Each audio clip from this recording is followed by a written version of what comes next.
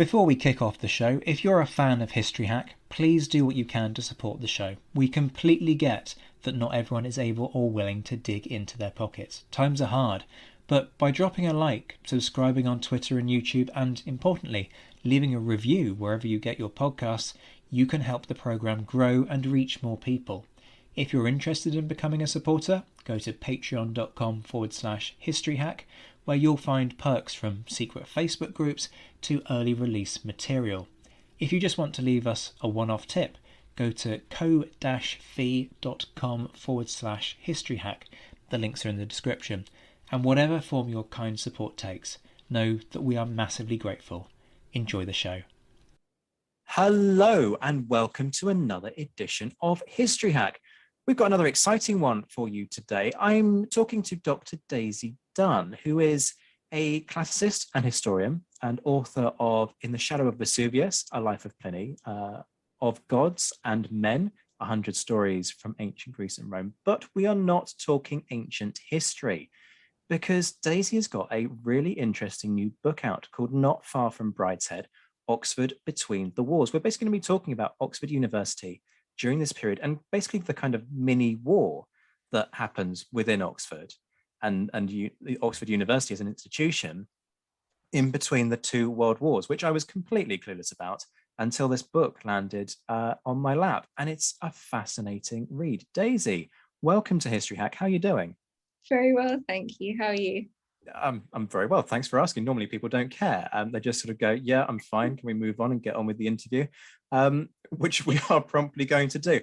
But unusually for History Hack, normally we jump sort of straight into the history. But I'm curious about this shift because, as I said in the intro, you're a classicist in terms of your training. Your previous works have been on ancient history. So what made you want to sort of dive into this story that's, almost 2,000 years later, and in a very sort of different corner of the world? What was the thinking behind it? Well, this was a story that I actually happened upon completely by accident. I think, so, as an author, the worst possible thing you can do is sort of finish a book and then be sitting at your desk thinking, oh God, I've got to write another book. What on earth do I write about next? And have that sort of agonizing few weeks or months or whatever it is, just trying to come up with an idea. I think sometimes the best ideas come to you quite organically over time without you even realizing it. And then suddenly they kind of click into place. And this is something that happened with this particular story. I went to a literary festival in North Yorkshire in 2016. I was giving a talk there and I thought, oh, when I'm up here, I'll go to Castle Howard because I hadn't been there before. And I knew of Castle Howard mainly through the televised series of Brideshead Revisited, which I think I watched as a teenager and quite enjoyed. But I hadn't anticipated of walking into the main hall and seeing quite so many works of art, of sort of classical arts, of emperor busts and sort of paintings inspired by Greek mythology and things like this. So I kind of went home and I was reading up on the kind of classical connections to Castle Howard, and I realized that Gilbert Murray, who was sort of the preeminent scholar in classics of the 20th century, he married into the family who lived in Castle Howard. And I thought, well, that's interesting. I kind of knew his name through sort of my student reading lists. And I started reading more and more into him and his role at Oxford and his circle. And it just sort of struck me that he and all these other people kind of connected me to all these other poets and writers of the age. So I hadn't really thought about it from that perspective. So I thought it looked quite fun and quite sort of eccentric. And I mean, the fact is that one of the people I was writing about had served in the First World War, and he's kind of profoundly affected by that. And a lot of these people were working quite hard in Oxford to try and aid refugees from Nazi Germany, and the sort of rise of Hitler sees classical history suddenly propelled into public consciousness because it's being subverted. So classics becomes a lot more central to the national conversation than you might think. So in a sense, the book wasn't so much of a departure for me as it appears on the surface. I'm going to just pull on one of those threads that you've just kind of teased us with there, which is poets, not least T.S. Eliot, because that's where you start your book, right? With his experiences at the start of World War I in Oxford. And I think this is an important kind of scene setting for us to understand why the university undergoes this shift. Give us a sort of flavor of the way in which life changes within the university through the onset of the war, not just in terms of obviously the place kind of empties, right? Because lots of the undergrads go off to war, but the way in which the tempo of life also changes within the university. Yes, so poor T.S. Eliot comes over to Oxford probably full of expectations of what it's going to be like. He arrives in 1914, and as you say, he finds it really emptying out as more and more students are going off to war. And lots of the sort of centuries-old traditions are having to change and adapt to the times because there aren't sort of the usual staff around for a start. So there's bigger gaps between meal times, which is sort of an irritation to some of the students, to say the least. And one of the young men that T.S. Eliot befriends, this young man called E.R. Dodds, who became one of my protagonists in my book, he was his tutorial partner. They studied together. And he describes Oxford as being like a shrunken skeleton of a university at this time, because the British students are, largely off away fighting. Those who are still remaining are kind of attending lectures in the morning and then having to go off and train in the afternoon with the officers' training corps. And so they're colloquially known as bug shooters, because supposedly they spend all their afternoons lying around on their tummies, sort of shooting at insects in Christchurch Meadow. That's sort of the joke that was made within the university, and sort of doing musketry practice and things like this. And so the kind of makeup of the university changes around them at the same time. You have students coming in from overseas, you have more Rhodes Scholars, more students from America, more students from Europe, more students from India arriving.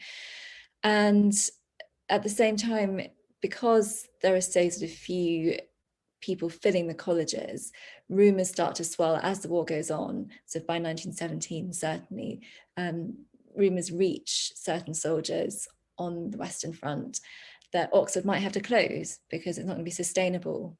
And there's a really lovely letter that's been preserved at Wadham College, and it's from a student saying, I hope there's no truth to this rumour, because we'd think that it meant you were losing heart if Oxford was to close. So luckily it didn't close, but it did have to adapt and it did have to change, which was quite a shock for a traditional place like Oxford.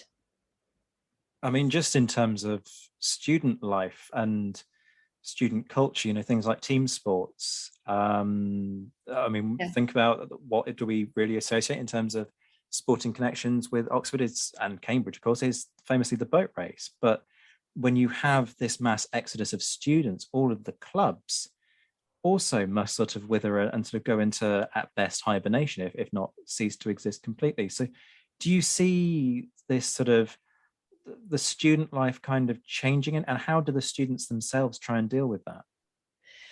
Well, that some of them have to try and sort of take up sort of rowing on their own or in small boats rather than the usual 8. And a lot of the other colleges are filling up with people they haven't seen before. So there's Belgian refugees, for example, arriving. There are Belgian school children being educated sort of within Oxford as well. And so the biggest change, I guess, which affects women more than men, and I would say there are far fewer women in the university at this time than men, but they're profoundly affected by the arrival of something called the Third Southern General Hospital, which arrives and takes over a lot of the university. It arrives at examination schools for a start, which is where students are used to doing their exams. These are absolutely enormous halls, and they're sort of perfect for wards. So it was sort of a natural place to take the wounded in. And the town hall, likewise, that specialises in treating soldiers who are suffering from malaria.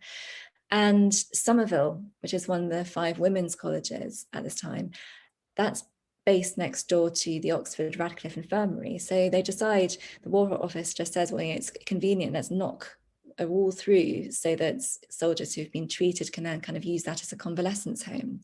So that means that all the women students have to sort of move out and be rehoused. So that's a big change. And you have Robert Graves and Siegfried Sassoon and people all being treated there. And there's some wonderful photographs, sort of tents being erected on the lawns to try and maximize the space, and sort of soldiers relaxing in the portico outside the library, trying to get some sun and kind of recuperate. And then there's a sign put up in the dining hall saying that officers are requested not to throw custard at the walls, which is rather funny. So the place looks very different. The women have to go off to Oriel, which is a male college. They're put in their own little separate quad, and there's kind of like a barricade put between them, and the sort of local journalists compares them to being sort of bricked up like medieval nuns, and the men kind of try to break through into their quarter, and it becomes sort of a bit of a challenge for them. So the place does change quite dramatically. Wow. You talk there a lot about sort of, in a sense, Oxford trying to do its bit during the conflict. Is there that sense very early on that the university has a role to play within the wider war effort, or is this something that develops out of necessity with the passage of time? I think at the very beginning of the war, there's a lot of sort of recruiting going on in Oxford. There's St Giles, which is this long road which leads out from Oxford, and there's a fairground there.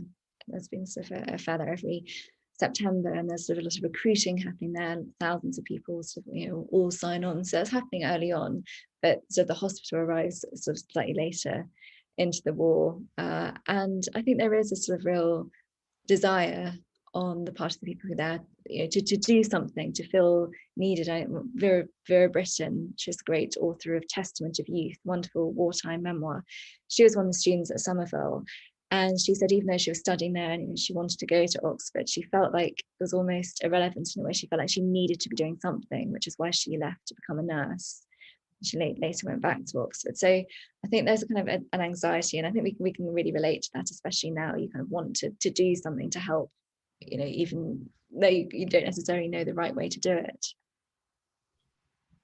Let's take it forward a little bit in time to sort of the post-war period, because as I teased at the start, and as the focus of your book really is, Oxford kind of finds itself in a conflict in a different sense, doesn't it?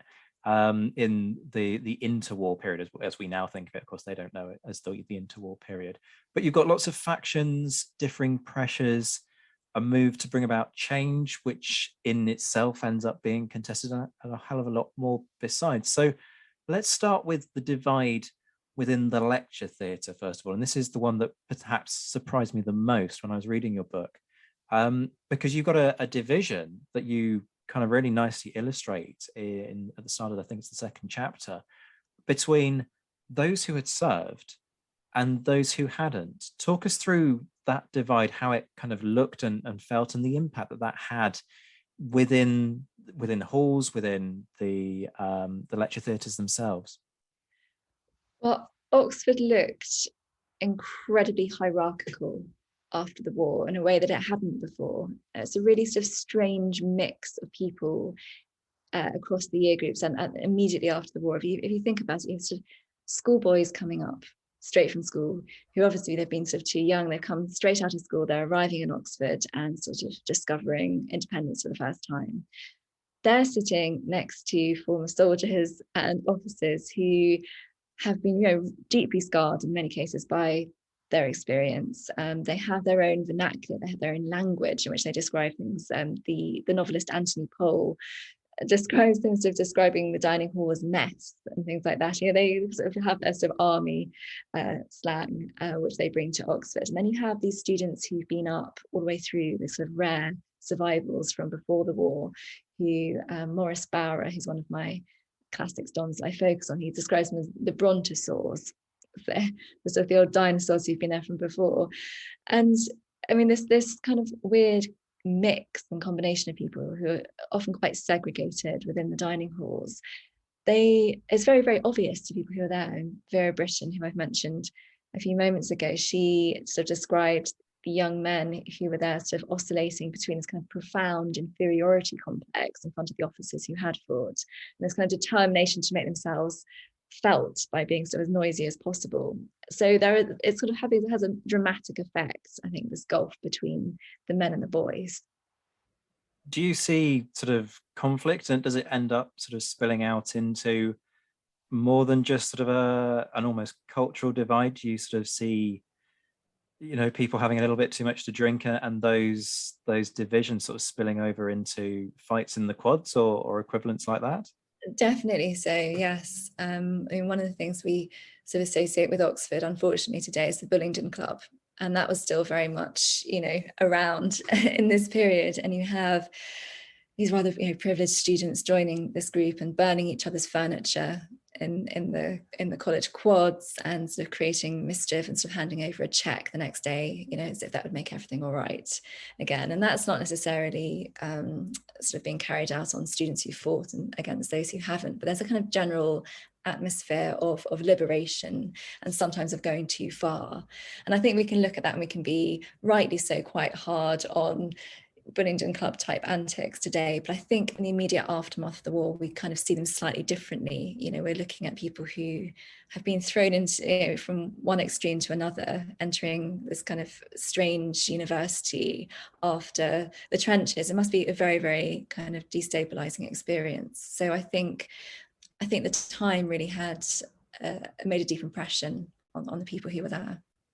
I was going to ask about exactly that point. How much of this is class being an issue between sort of the aristocratic lifestyle, your Bullingdon Club types and equivalents, compared to sort of the more bourgeois existence that is gradually becoming perhaps more typical of those who are starting to go to Oxford during this period. Obviously, that's a trend that takes a long time to follow through, but I think it would be fair to say that this is one of those points where you start to see that shift happening, right? It is, yes. So, I mean, if we look at the demographic of Oxford today, it's completely unlike that at the beginning of the First World War. So I think it was in 2020, almost 70% of undergraduates at Oxford were state educated. About 64% of graduates came from overseas. And that wasn't the case at all. So in the beginning of the sort of the period I'm writing about, it's about 3/4 of the male students have been privately educated in art subjects. And there are hardly any women there anyway, but about half of those were the same. And, very small, about 5% from the Commonwealth, 5% from sort of elsewhere overseas. So it's not terrifically diverse, but this begins to change. Between the wars, this sort of mentions of more scholars coming in from overseas during the First World War, and this sort of general trend which kind of picks up, especially during the Second World War. It becomes a little bit more diverse, and more women as well coming in with degrees, which I'm sure we'll talk about later. But I mean, I think you can say to yourself, okay, so why today would we sort of sit down and even think about sort of writing about these people when so many of them seem to be from a similar privileged background? But I think what interested me was the fact that even though many of these students had a very comfortable upbringing and they had a sort of very comfortable student life, ostensibly arriving at Oxford, a beautiful place, beautiful buildings, first-rate teaching, nice food, everything else, but I mean, war had an effect of obliterating all of that. It kind of made sort of people's backgrounds irrelevant in many ways. It's sort of the great leveler in a way that sort of no amount of privilege could really kind of protect these thousands of young men who've been studying at Oxford from being thrown into the deep end.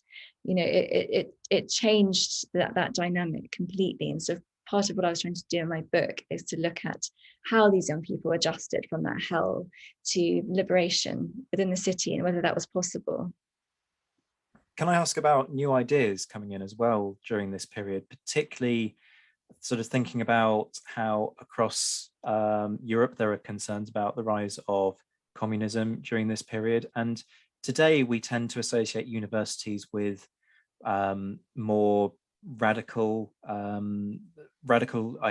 heavily emphasizes in inverted commas there, but certainly more radical, particularly more left-leaning ideals, which isn't necessarily always the case. Sometimes is, sometimes isn't. But do you see that at play? Because universities are meant to be the places where these ideas are discussed, right? That's part of the point of them, whether it's within philosophy, whether it's within historical context or other forms. So do you see that kind of creating a tension where you see a sort of a growth of interest within Marxism and communist ideals within the university, and then others perhaps coming from your sort of Bullingdon Club type backgrounds who push back on that? Is that an issue as well during this period? Certainly we see sort of a conflation of different ideals coming about. So there's one group in particular, there's a classics don who I focus in on, Maurice Bowrer, who is the one who described the brontosaurs at Oxford, and he kind of takes a number of students under his wing, and he kind of forms this really very sort of anti-establishment group.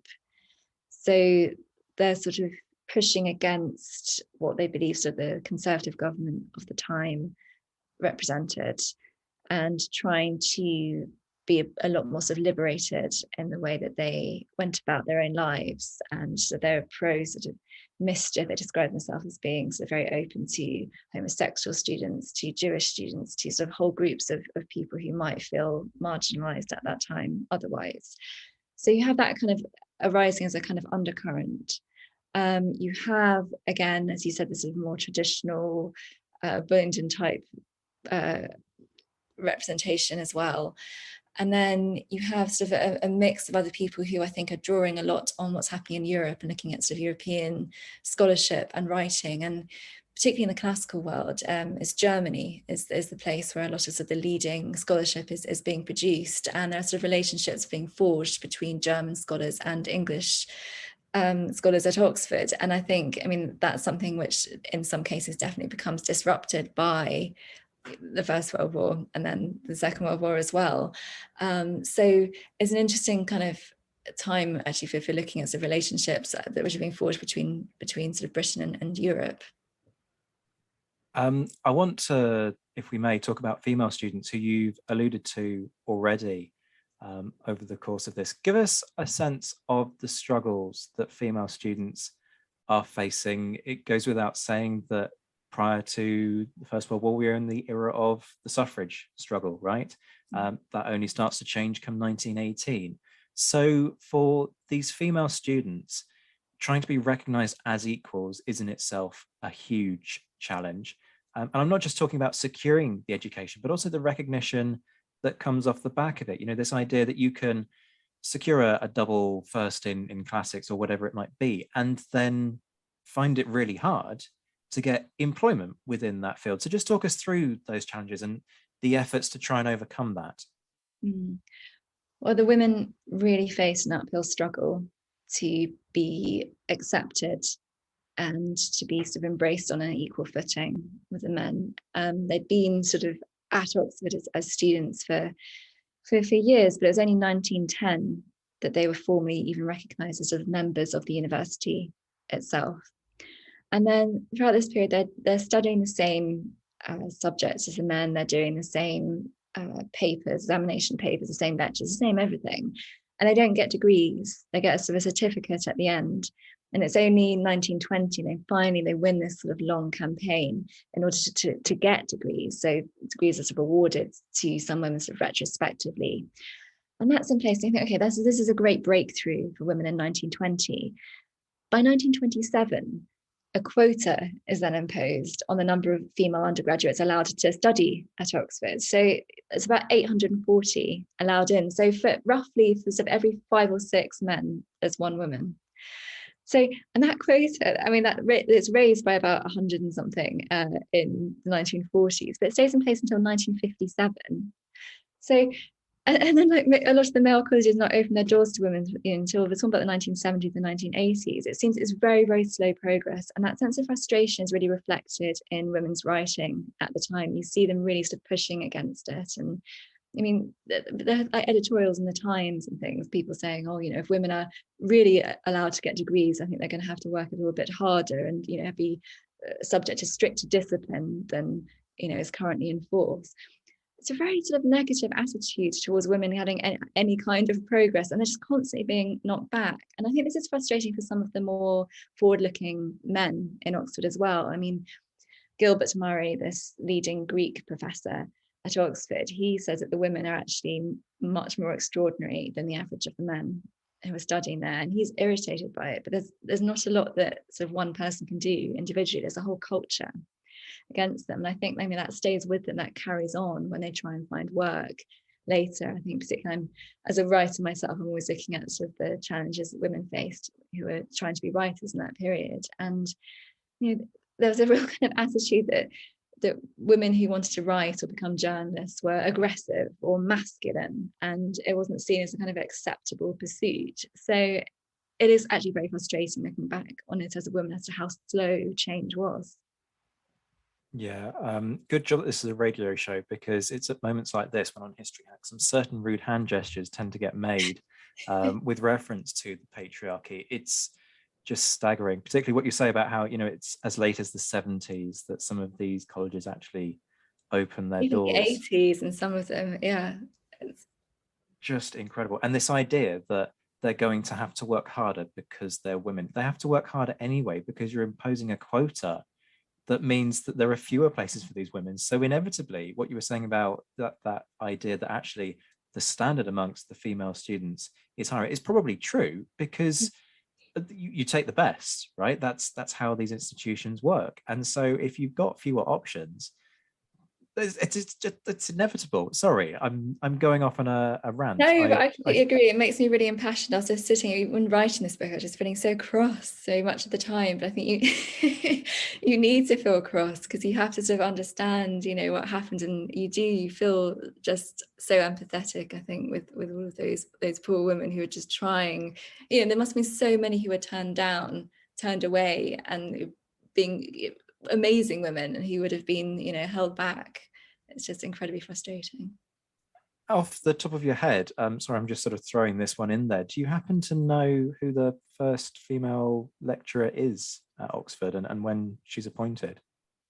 Yes, so there was the first female Dunn. It was in the 1800s, and she was known colloquially as the Rog. As her name was, that's right, I think it was Annie Rogers. I'll just double check that. And she was actually a classicist, and she became sort of the first kind of Don in Oxford, and she was from, I think her father was a sort of clergyman, and so she grew up in Oxford itself, and I think was quite familiar with its ways, and maybe that helped sort of aid her progress. But I mean, she was sort of an anomaly. Even sort of decades later, there weren't that many, and women were employed by their sort of various colleges rather than the actual faculty, the actual sort of departments. So they weren't on an equal footing with the men who were employed to teach either. So it's kind of disparity everywhere. Something else that is bound to ignite passions when it comes to sort of understanding this period is that sort of long looming shadow that dominates this period in the form of the rise of fascism and the far right. And history often ends up becoming a plaything of political agendas across the entire political spectrum, it has to be said. And it is manipulated and twisted in many cases to suit those agendas. Now, Oxford, Cambridge, these institutions that are places of learning, they're often seen as sort of places that have a responsibility in times such as that to try and push back against that sort of insidious manipulation of the past. So how does that affect the dynamic, and what do the lecturers end up sort of having to do in order to try and push back against that misinformation that's being spread? Well, a lot of this is coming out of sort of Nazi Germany. I mean, Hitler himself was really interested in classical history. He was looking at the Spartans in particular. He sort of saw them as a pillar of strength and something that sort of modern Germans should be aspiring to. And he wrote something called the Zweites in 1928, the Secret Book, which was published only posthumously. And he was praising in this sort of the ancient Spartan practice of sort of exposing sick children and sort of racial preservation, sort of building up a military state and things like that. And it's all very much, the history is taken out of context and subverted. And this is immediately of concern to scholars who actually work in these fields.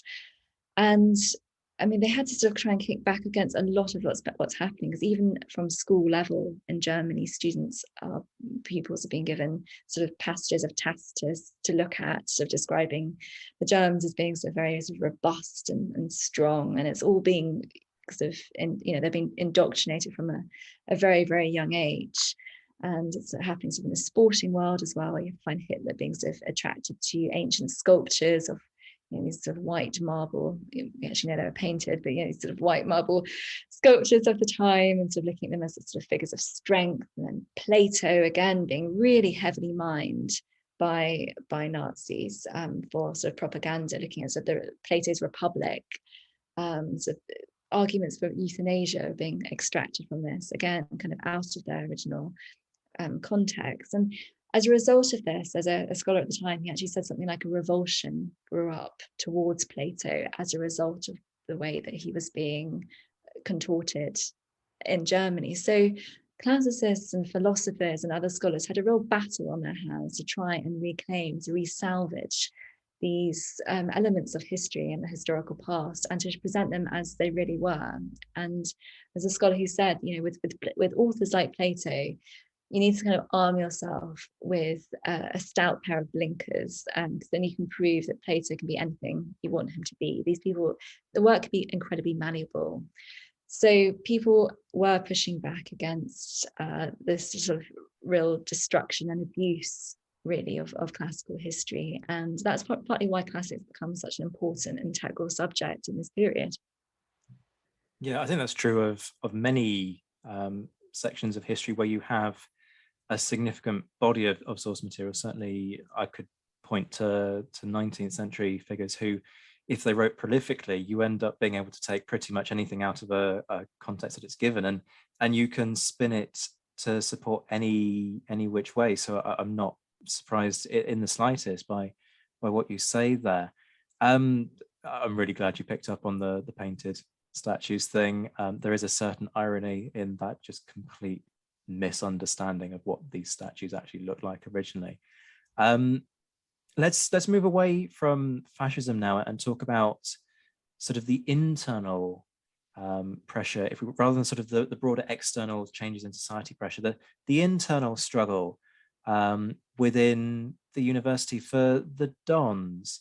Let's start with just kind of explaining, for those who aren't familiar with the academic terminology, what a Don is. But how do the lecturers, the researchers at Oxford sort of,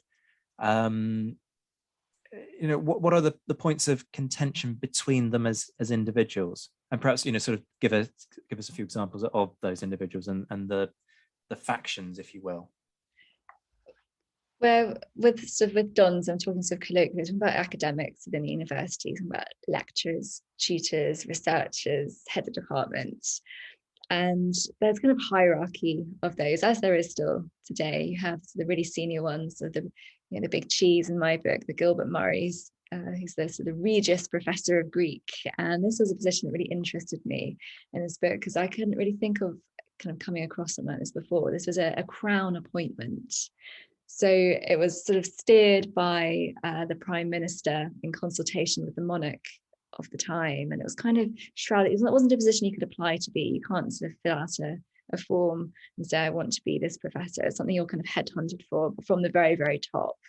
And it was a newsworthy item in these days. So, this is interesting. I hadn't really considered that this kind of thing actually existed. And I was interested in looking at these sort of cuttings from the period where people were saying, who's going to be the next Regius Professor at Oxford? And I thought, I can't imagine this happening today. And I sort of partly hooked on my story around this because Gilbert Murray is retiring from this position. And the question arose in the press and across Oxford as to who would replace him, who would take his job. And there are various sort of obvious candidates, and there are some less sort of obvious. It's kind of the wild card candidate as well. And there's a huge drama that bubbles up when the job goes to one of them and not the person that everyone thinks it ought to have gone to, or the person that everyone's expecting it to go to. And so the kind of poor, cuckolded member of this kind of circle is the one who ends up making the other one's life hell. And there's a kind of mini war, as you put it, sort of between this sort of circle of Dons, which is quite funny. You get sort of one of them writing quite rude poetry, and sort of you get quite unpleasant things as well of Dons saying you shouldn't go to this guy's lectures, and sort of trying to dissuade their students from attending the lectures of this. And as soon as this guy enters the dining room, everyone walks out, and it becomes like a real drama in Oxford. It's one of those really, and I think it's quite sort of amusing, some of it to sort of read about, but at the same time it was utterly unpleasant for the poor person involved. And I mean, tensions partly in this. I think another thing which interested me was that within these figures there was a a bone of contention, the fact that some of them had served in the war and others were conscientious objectors. And that becomes sort of a major difference. And those who'd served felt a sort of a superiority over those who hadn't. And that ended up being sort of a big gulf between them. And Oxford just gets carried away. It's kind of split into two rival camps, essentially, as a result of the fallout of this contest for this job, which everybody seems to want. Wow, just wow. I mean, it sounds more like an episode of The Only Way is Essex than it does what you'd expect of an institution like Oxford. I've heard of departmental rivalries in my time, but that's on another level entirely. I'm curious about, why is it a crown appointment with the best will in the world? The king, the prime minister, these aren't people who I would have thought are particularly au fait with the classics and, be best placed to determine who's suitable for that post. Why is that a thing? Well, this is another of these old Oxford traditions which have been in place for years, for centuries. In fact, it was Henry VIII who set up these Regius professors, and there's a Regius professors in various subjects of theology, for example.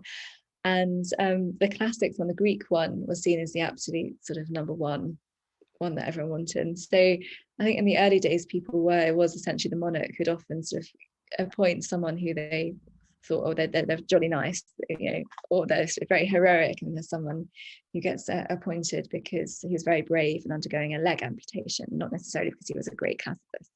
So you have this sort of thing happening, and then over time it becomes more and more the prime minister's responsibility and less the monarch's. But still today, it's kind of a role letters painting that gets sent to the chosen candidate, and the Queen has to give her okay to the appointment. It's all very curious, isn't it? This story, it was the basis, because you mentioned this earlier, didn't you?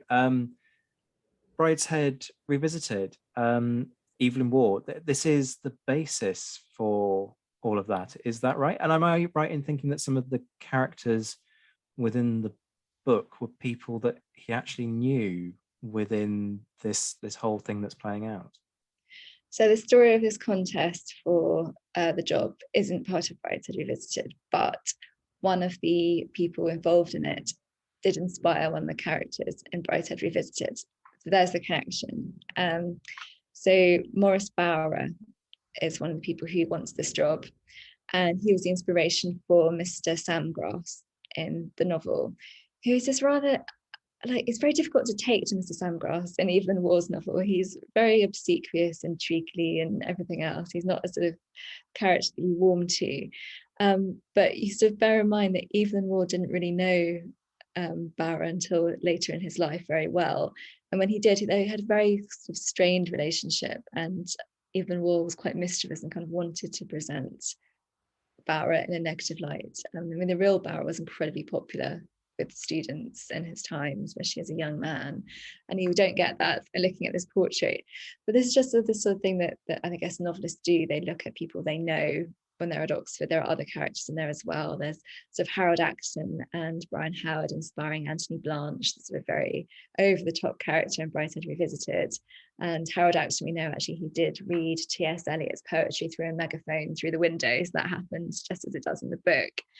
And Sebastian Flight goes around Oxford cuddling this teddy bear. In reality, it was John Betjeman, the poet, who went around carrying a teddy bear around Oxford. So, as a novelist, he was picking up on things he remembered and things he knew as a student, and they all kind of went into this kind of stew pot that formed the novel.